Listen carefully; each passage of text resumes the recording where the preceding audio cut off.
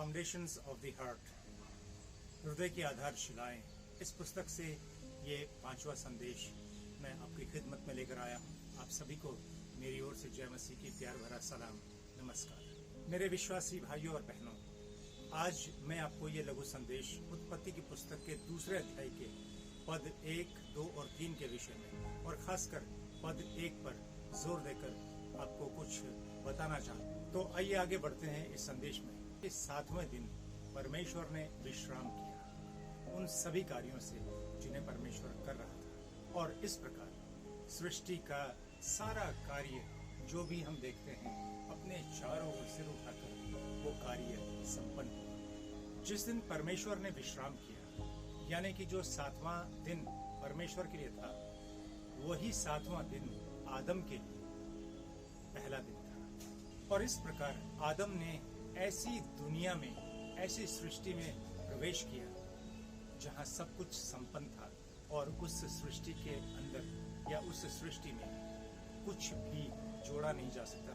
7वें दिन, यानी कि जिस दिन परमेश्वर ने विश्राम किया, पुराने नियम में उस दिन को सबत का दिन कहा गया है। और इस प्रकार सबत यानी कि विश्राम का दिन मसीह यीशु के संपूर्ण कार्य की एक तस्वीर है कि जैसे परमेश्वर ने सबत के दिन सारे कामों को करने के बाद विश्राम किया, ठीक वही काम प्रभु यीशु मसीह ने आपके लिए और मेरे लिए किया। और यीशु मसीह के माध्यम से परमेश्वर ये चाहता है कि आप और मैं अपनी सारी जद्दोजहद, अपने सारे संघर्ष और अपनी सारी कोशिशों को एक तरफ रखकर पूरी तरह से समर्पित हो जाए परमेश्वर के लिए। और जैसा कि नए नियम की पुस्तक इब्रानियों के 4 अध्याय के 3 पद से 10वें पद के बीच में कहा गया है, इस विश्राम पर न सिर्फ हमें विश्वास करना है, बल्कि आपको और मुझको इस विश्राम में मसीह के द्वारा, यीशु के द्वारा प्रवेश भी करना है। मेरे मित्रों,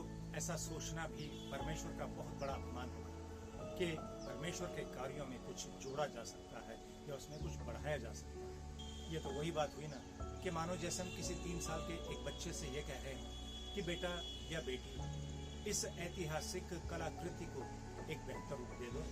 परमेश्वर ने जो कुछ भी बनाया है उसमें न तो आप और मैं कुछ जोड़ सकते हैं और ना ही हम उसे बेहतर बना सकते हैं। हमें तो सिर्फ ये करना है कि हमें उसमें शामिल होना, उसमें प्रवेश करना है और उसकी बनाई हुई इस सृष्टि का आनंद लेना है। खासकर उस संपूर्ण उद्धार में आपको और मुझको शामिल होना है, प्रवेश करना है, जो परमेश्वर ने मसीह यीशु के द्वारा आपके लिए और मेरे लिए उपलब्ध किया है। अब अंत में मेरे साथ इस प्रार्थना में सहमत होइएगा। हे परमेश्वर, मैं आपसे प्रार्थना करता हूँ कि यीशु मसीह के द्वारा दिए गए अनंत उद्धार में प्रवेश करने के लिए आप मेरी सहायता